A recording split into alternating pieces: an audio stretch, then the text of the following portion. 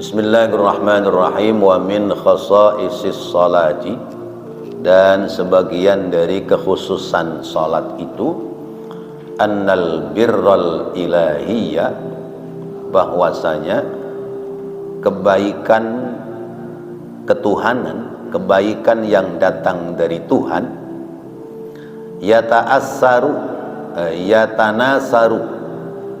bertebaran, fiha, padanya, pada solat itu, alal musalli, atas orang yang solat.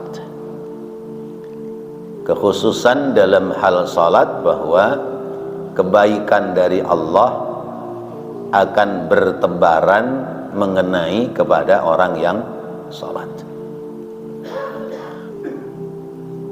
Rawa Muhammad bin Nasrin, meriwayatkan hadis Imam Muhammad bin Nasr Al-Hasani Al-Basri, Anil Hasanil Basri, dari Imam Hasan Al-Basri, mursalan, menyambung, anna nabiyya, bahwasanya Nabi kita Muhammad sallallahu alaihi wasallam qala, telah bersabda, lil musalli salasu khisalin, bagi orang yang salat itu memiliki 3 hal.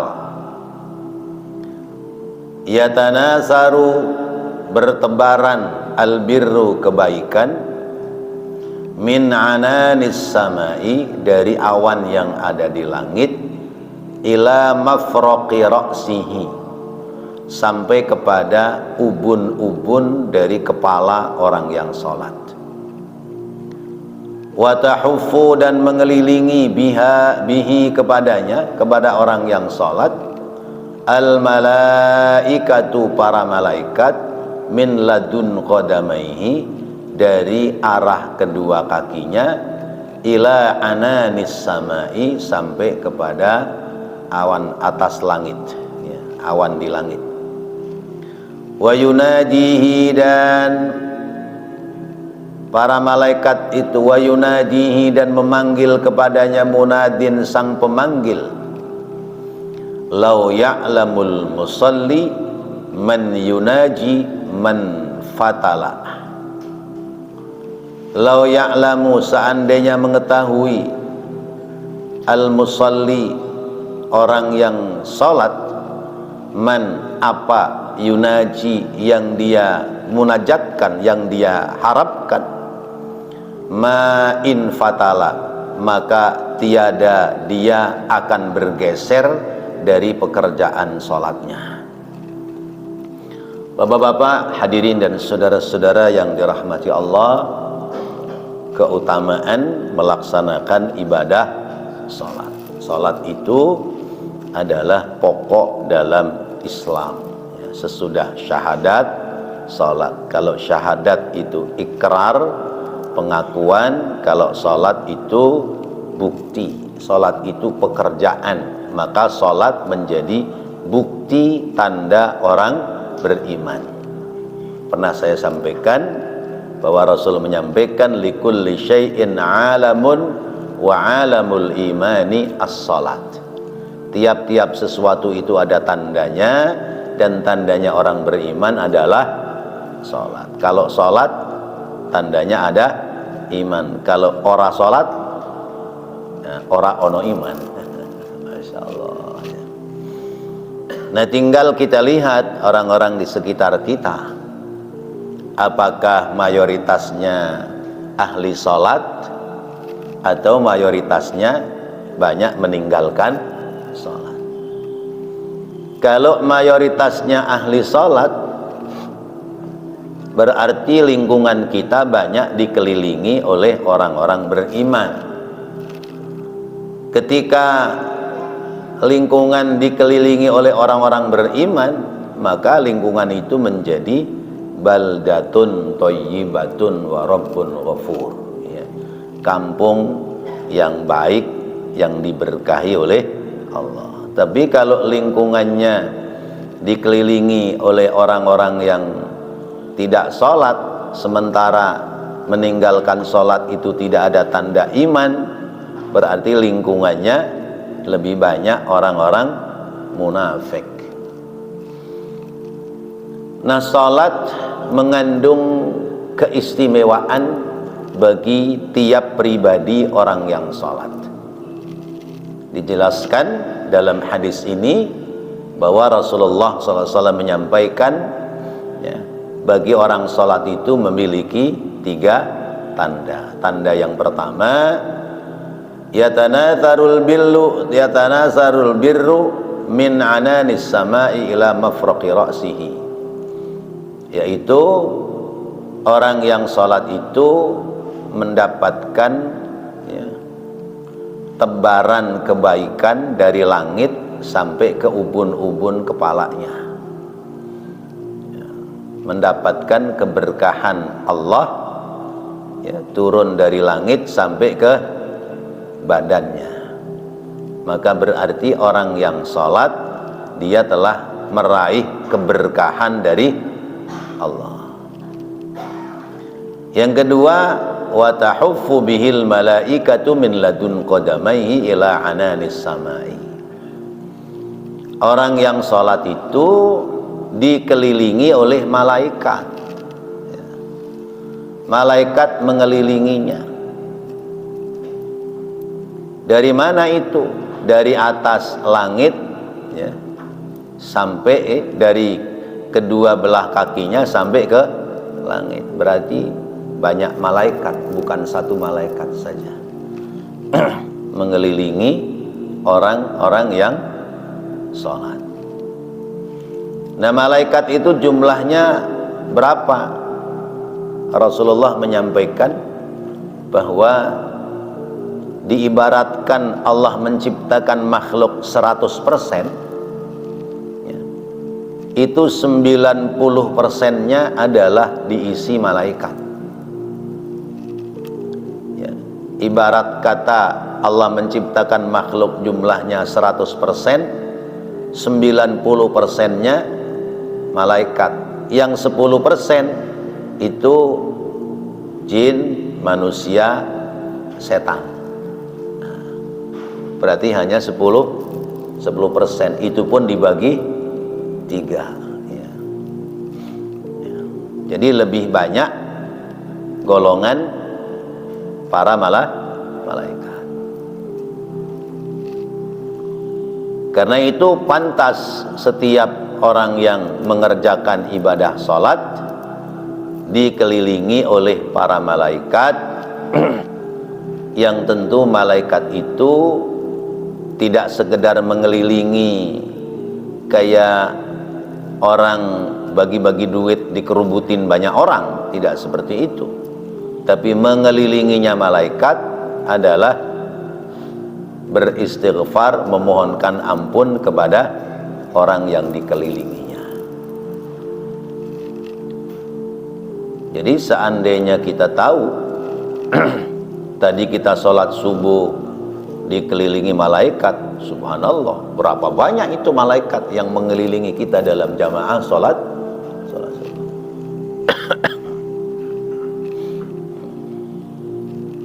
Sungguh sebuah kerugian manakala kita meninggalkan sholat. Karena apa? Tidak memperoleh keberkahan dari Allah, tidak mendapati doa-doanya para malaikat. Dan juga, ya, yang ketiga, keistimewaan orang sholat itu ada sang pemanggil, ada makhluk, ya, yang berbicara, lau ya'lamul musalli man yunaji ma in fatala. Seandainya orang yang sholat itu tahu keutamaan-keutamaan yang dia kerjakan dan setiap doa-doanya tidak pernah ditolak, man fatala, maka dia pasti tidak akan bergeser dari pekerjaan ibadah salat.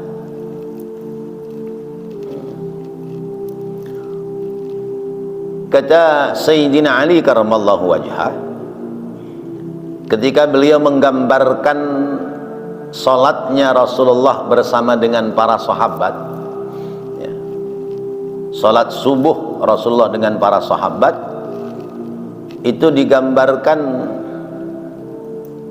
Dulu, kata beliau, waktu kami sholat bersama dengan Rasulullah, itu sholat subuh itu belum akan bergeser dari tempat sholat sebelum punggung-punggung kami tersengat oleh panas matahari. Masya Allah. Berarti matahari panas itu kira-kira jam berapa itu? Jam 8-an kali ya? Jam 8, jam 9 ya? Kira-kira ya. Nah, subuhnya 5 kurang 20 ya. Itu bubarnya sholat subuh kalau punggungnya sudah terkena ya, sengatan panas matahari. Karena zaman Rasulullah masjidnya belum ada belum ada bangunannya, belum ada atapnya. Berapa jam itu? Ya, sebut aja jam 5 sampai jam 8 atau jam 9, 3 jam 4 jam duduk di masjid tidak bergeser dari tempat sholatnya. Kenapa? Sebab apa yang dimunajatkan kepada Allah pasti akan diijabah olehnya. Masya Allah. Kita bagaimana kita sholat subuh kita? Karuan sekarang lagi ngaji ya. Jadi rada-rada panjang sampai syuruk ya. Kalau biasanya nggak ada ngaji bagaimana? Iya. Bahkan ada yang Allahumma lantas jalan ya. Padahal sudah ikut berjamaah ya. Zikir bersama dipimpin oleh imam, tapi ya, salam kanan salam kiri udah Allahumma lantas jalan, bukan Allahumma antas salam. Ya, Masya Allah. Berarti betapa pentingnya pekerjaan ibadah salat. Saya mendapati sebuah pelajaran ya, di keterangan lain bahwa pintu berkahnya rizki itu ada 5. Pintu berkahnya rizki ada 5 ya. Pertama, pintu berkah rizki itu lewat takwa. Sebab kata Allah, wa may yattaqillaha yaj'al lahu makhraja wa yarzuquhu min haitsu la yahtasib. Siapa yang bertakwa kepada Allah ya, maka ya, Allah akan berikan padanya jalan keluar yang mudah, dan Allah akan kasih rezeki yang tidak disangka-sangka. Takwa ya. Jalan berkahnya rezeki pertama takwa. Lalu yang kedua, jalan berkah rezeki itu tawakal. Kata Allah, wa may yatawakkal 'alallahi fahuwa hasbuh. Siapa orang yang bertawakal kepada Allah, maka Allah yang bakal memenuhi kekurangan dari kebutuhannya. Tawakal itu pasrah. Tawakal kita itu dari semenjak keluar rumah mau cari rizki, itu kita sudah tawakal. Makanya kalimatnya bismillahi tawakkaltu 'alallahi la haula wala quwata illa billahil aliyil azim. Baru berangkat dari rumah, keluar rumah itu sudah tawakal kepada Allah. Tawakal. Kemudian yang ketiga, berkahnya rizki itu adalah lewat sholat ya. Lewat sholat. Jadi serumah itu jangan ada yang tidak sholat kalau ingin berkah rezeki. Karena kata Allah, wa'mur ahlaka bis sholati wastabir 'alaiha. La nas'aluka rizqan nahnu narzuquka wa iyyahum wal 'aqibatu littaqwa. Itu adanya di surat Thaha ayat 20 tuh kalau nggak salah tuh. Wa'mur ahlaka bis sholati wastabir 'alaiha. Perintahkanlah kepada keluargamu untuk sholat dan bikin sabar ya, atas pekerjaan sholat ya. La nas'aluka rizqan nahnu narzuquka wa iyyahum. Aku tidak nanya kepadamu tentang rizkimu berapa, karena aku yang bakal ngasih rizki kepadamu, aku yang bakal ngasih rizki kepada keluargamu. Jadi berkah rizki lewat tidak meninggalkan sholat 5 waktu. Kemudian yang keempat, istighfar. Istighfar. Istaghfiru rabbakum fa innahu kana ghaffara yursilis samaa'a 'alaikum midrara. Ya. Istighfarlah kepada Allah, ya. Lah tapi udah nggak punya dosa. Nggak mungkin nggak punya dosa, pasti punya dosa. Tapi udah istighfar, istighfar lagi. Ya. Ya. Dalam satu hari itu jangan kurang istighfar 100 kali. Rasulullah saja banyak-banyak beristighfar. Rasulullah itu kan inni la astaghfirullahal azim kulla yaumin mi'ata marrah. Sungguh aku selalu istighfar kepada Allah tiap hari 100 kali. Rasulullah yang enggak punya dosa istighfarnya 100 kali. Kita yang sering dosa istighfarnya wallahu alam. Wallahu alam. Jadi istighfar, karena yursilis sama alaikum midrara, ya. Allah akan turunkan air dari langit, ya, yang bertubi-tubi yang menjadi kunci keberkahan, ya, istighfar. Kemudian yang ketiga, yang kelima, al-ikhtiyaru, ya, al-ikhtiyaru bi khairin, ikhtiar dengan baik. Ikhtiar, ya. Jadi tetap ada ikhtiarnya, ya. Ikhtiar dengan baik. Maryam alaihassalam ketika terusir dari kampungnya, beliau hamil tua, lalu ada di pinggiran hutan, ya, yang di situ banyak pohon korma. Itu Maryam mengatakan, alangkah malangnya nasibku kalau tahu begini nasib hidupku, kenapa aku tidak dimatikan pada saat aku masih kecil. Jadi tidak mendapati ujian dalam hidup. Kemudian kata Allah, wa huzzi ilaika bijid'in nakhlati tusaqit alaiki rutuban janiyah. Wa huzzi ilaiki bijid'in nakhlati tusaqit alaiki rutuban janiyah. Maryam, enggak boleh putus asa, ya. Itu bayimu butuh vitamin, badanmu butuh energi. Depanmu ada pohon korma, buahnya banyak.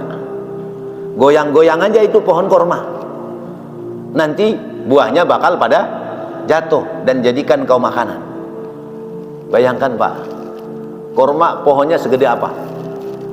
Pohon kelapa, ya. Maryam yang hamil tua suruh gorok-gorok, goyang-goyang pohon korma. Itu kira-kira goyang apa enggak itu pohon korma? Ya Allah, ya. Nah, tapi ini namanya ikhtiar, ya. Ikhtiar. Akhirnya Maryam ya goyang-goyang aja, ya. Mungkin dibantuin malaikat kali ya. Tuh, akhirnya buahnya pada rontok, turun, dimakan. Jadi energi, tenaga. Ya, akhirnya kuat dia melahirkan. Nah, jadi kunci yang kelima adalah ikhtiar dengan baik. Orang kalau ibadahnya sudah benar, akhlaknya sudah benar, ya, imannya sudah bagus, kemudian sholat tidak ditinggal, lalu ikhtiarnya benar, itu pasti Allah datangkan rezeki yang berkah. Nggak ingat cerita tukang bubur naik haji, ya. Cuman dagang bubur bisa naik haji. Banyak cerita-cerita orang-orang yang kelihatannya sederhana, ya, tapi ternyata kehidupannya diberikan berkah oleh Allah. Kenapa? Karena 5 kunci ini dikerjakan dalam kehidupan sehari-hari. Nah, kembali pada pokok persoalan kita bahwa salat itu hal yang penting, maka jangan sampai kita meninggalkan salat. Wa min khasaisis salati, dan sebagian dari kekhususan salat itu annal malaikata, bahwasanya para malaikat, ya, ingat kalau kalimat al malaikat berarti jamak, ya. Ya, mufradnya malakun, jamaknya malaikatun. Cuman sudah menjadi bahasa kita malaikat. Malaikat itu kelihatannya satu padahal jamak. Annal malaikata, bahwasanya para malaikat, tusalli alal musalli madama fi musallahu. Tusalli, bersolawat, maknanya mendoakan. Bahwasanya para malaikat mendoakan atas orang yang sholat sepanjang orang yang sholat itu berada pada tempat sholatnya. An Abi Hurairah, dari sahabat Abu Hurairah radhiyallahu anhu, qala, dia berkata, qala Rasulullah, telah bersabda Rasulullah sallallahu alaihi wasallam, inna ahadakum, sesungguhnya salah seorang di antara kalian, fi salatin, di dalam pekerjaan ibadah salat, madamat, ya, sepanjang, madamatis salatu, sepanjang salatnya, selama salatnya, tahbisuhu, menahannya, sepanjang salatnya menahannya, di situ ya ahadukum, ya, menahan kepada diri kalian. Wal malaikatu, dan para malaikat, taqulu, berdoa, Allahumma ghfir lahu, Allahumma arhamhu, Allahumma, ya Allah, ighfir, ampunilah, lahu, bagi orang yang salat ini, Allahumma arham, ya Allah, rahmatilah dia, rahmati, berikan kasih sayang, hu, kepadanya. Sampai kapan? Malam yakun min musallahu, malam yakum, sepanjang dia belum bangun, min musallahu, dari tempat sholatnya, au yuhdis, atau dia berbicara. Rawahul Bukhariyu, meriwayatkan hadis Imam Al-Bukhari. Kita sholat, ya, tentu namanya sholat ya di tempat sholat, ya. Sepanjang kita masih berada di tempat sholat, ya, selesai sholat masih duduk di situ, masih zikir, masih doa, dan melanjutkan pada kalimat zikir yang lain, selama itu kita masih didoakan oleh para malaikat. Masya Allah, ya. Kita nggak berasa kalau kita lagi duduk di sholat itu didoakan oleh para malaikat. Sampai kapan? Sampai kita berpindah dari tempat sholat itu, atau kita berbicara tentang urusan-urusan urusan-urusan dunia. Nah, sekarang misalnya kita bergeser karena ngaji, ya. Kita tidak lagi duduk di tempat di mana kita tadi sholat, ya. Misalnya imam tadi Pak Haji Freddy di depan, ya, masa ia masih mau duduk di situ aja? Kan kudu geser, ya, namanya juga mau ngaji.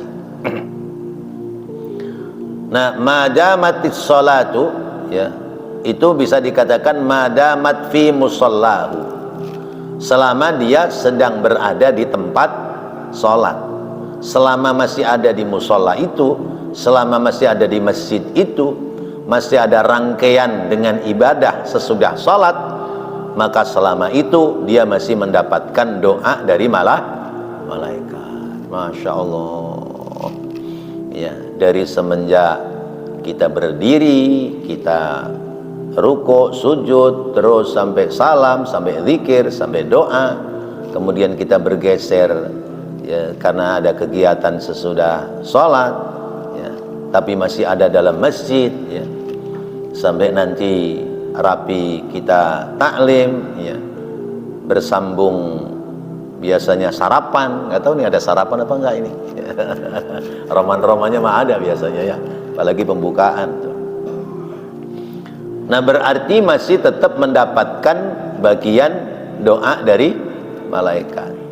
Malam yakun min musallahu, selama belum bangun dari musolanya atau berbicara tentang urusan-urusan dunia. Bangun dari musolanya ya tidak sekedar bangun dari tempat sholat, tapi berarti sudah keluar, pulang dari tempat pekerjaan daripada ibadah sholat. Baik bapak-bapak hadirin dan saudara-saudara, ini dua hadis kita telah bahas. Kita sudah mendapatkan penjelasan yang sampai kepada kita. Tentu ya, harapan kita ini ditakdirkan oleh Allah menjadi orang-orang yang muqimas salat, orang-orang yang bisa menegakkan salat sebagaimana doa Nabi Ibrahim alaihissalam, Rabbi ja'alni muqimas salati wa min dzurriyyati Rabbana wa taqabbal du'a. Nabi Ibrahim itu ketika sudah membangun Ka'bah ya, itu sudah mendapati keturunan, doanya Rabbi ja'alni muqimas salati wa min dzurriyyati. Sebelum punya keturunan, habis nikah, doanya Rabbi habli minas salihin, Rabbi habli minas salihin. Ya Allah, berikan keturunan kepadaku, anak-anak yang saleh ya. Begitu lahir keturunannya, dituntun lagi dengan doa Rabbi ja'alni muqimas shalah. Ya Allah, jadikan keluargaku, diri dan keluarga kami semua yang hadir dalam majelis ini menjadi orang-orang yang senantiasa menegakkan sholat 5 waktu. Baik, sebelum kita tutup, mungkin ada yang memberikan tambahan pengetahuan, silakan. Ya.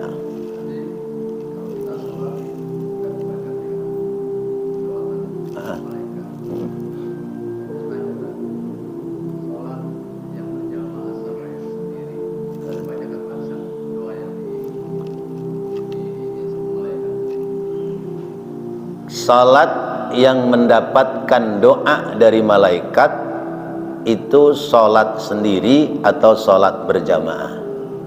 Sembarang salat adalah salat fardu khususnya.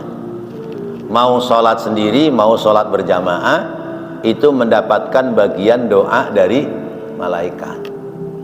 Tapi tentu kalau berjamaah, malaikatnya mungkinan banyak. Berapa puluh orang tadi kita yang berjamaah. Kalau satu orang yang sholat itu didoakan oleh 10 malaikat, kalau tadi berjamaah sebut aja 50 orang, berarti sudah berapa tuh? 5.000 malaikat ya, 500 malaikat mendoakan kita. Nah kalau kita sholatnya sendiri, ya 10 malaikat doang itu yang doain kita ya. Jadi tidak ada tambahan doa dari yang lain. Nah itu nanti masuknya pada keutamaan sholat berjamaah. Sudah kita bahas belum tuh? Belum. Keutamaan sholat berjamaah nanti ada pembahasan. Nah, jadi ini kita bahas tentang sholat ya, sholat semata-mata, baik sholat sendiri maupun sholat berjamaah, itu mendapatkan 3 hal tadi. Diantaranya adalah doa-doa dari para malaikat. Apalagi kita mau sholat berjamaah. Demikian Pak. Baik. Ya. Ya. Dalam masalah sholat ada istilah mendirikan sholat, menegakkan sholat, hafatus sholat. Paling tinggi itu yang mana? Baik. Dalam hal sholat ada iqamah, ya. Ya. Ada iqamah, ada hafadhah. Satu lagi apa tadi? Ada tegak ya. Iqamat itu bisa berdiri, bisa tegak ya. Nah, kenapa kok kalimatnya iqamat ya, tidak amal atau ya'mal ya, atau amal sholat atau pekerjaan sholat. Kenapa mendirikan sholat? Karena zahirnya sih menandakan sholat itu harus berdiri, gitu ya. Tapi kan itu nanti ada rukhsah. Nah, sebab mendirikan itu, menegakkan itu hal yang berat. Ya. Maka bahasanya aqimus sholah. Ya. Dirikanlah sholat atau tegakkanlah sholat. Ya. Mendirikan sholat berarti berdiri terus menerus, jangan pernah tinggalkan sholat.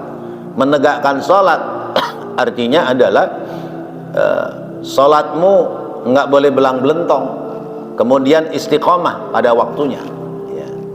As-sholatu ala waktiha, sholat pada waktunya, tapi maksudnya adalah di awal waktu, jangan sampai menakhirkan waktu sholat. Itu makna mendirikan dan menegakkan. Nah, yang tinggi itu hafadhah ala sholat. Ayatnya hafidhu ala sholati, ala sholawati was sholatil wusta, ya. Peliharalah sholat-sholatmu, utamanya sholat wusta, sholat pergantian waktu.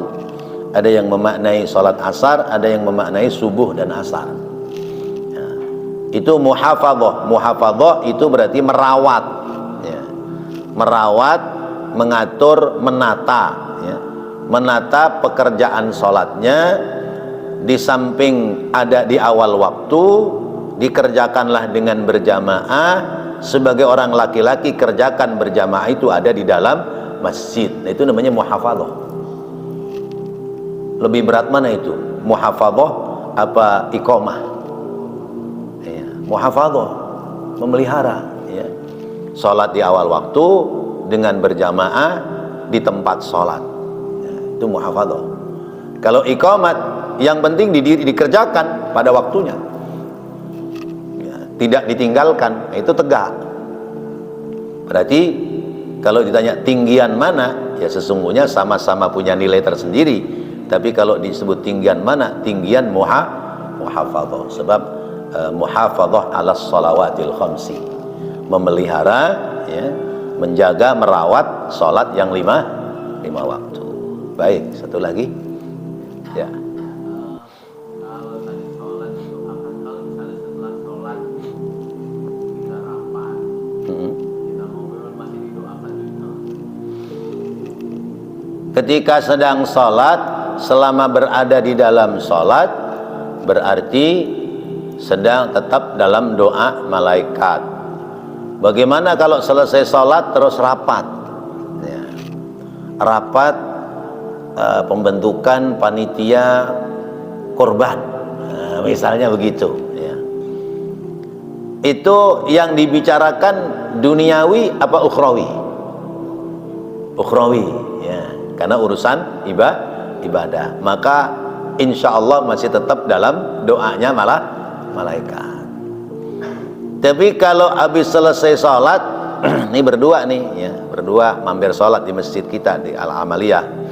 Lalu selesai sholat ngobrol tuh, habis ini kita kemana ya? Yaitu nagih si anu, kan tagihan kita, tagihan dia banyak, kita kudu ke sono dulu tuh. Itu duniawi apa ukhrawi itu? Duniawi. Hilang tuh doanya. Hilang doa dari malaikat. Kan tadi dikatakan malam yakum min musallahu au yuhdis, atau dia bicara urusan dunia. Tapi kalau bicara urusan dunianya untuk kemakmuran masjid, boleh, masih dapat keberkahan, ya. Misalnya begini, ya. Pak Haji Budi ngomong, saya lagi nambah proyek nih di Purwakarta, bangunan rumah klaster, ya. Doain ya, kalau hasil 10% saya akan bagikan untuk masjid. Nah, itu boleh, ya. Duniawinya masih ada ukhrawi, ya.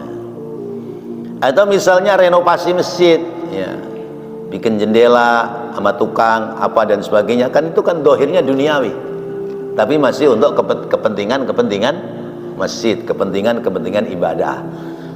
Itu berarti masih ada keterkaitan dengan akhirat. Maka ketika kita sudah sampai di masjid, kita sudah ibadah, hati-hati pelihara bahasa kita, jangan sampai menjadikan sebab masjid marah. Karena dalam kitab Tanqihul Qaul tuh hadis-hadis pendek tuh ya, kalau ada orang duduk di masjid lalu dia bicara urusan-urusan dunia, apalagi urusan-urusan politik yang tidak ada keterkaitan dengan agama, itu rohnya masjid ini naik, mau lapor kepada Allah.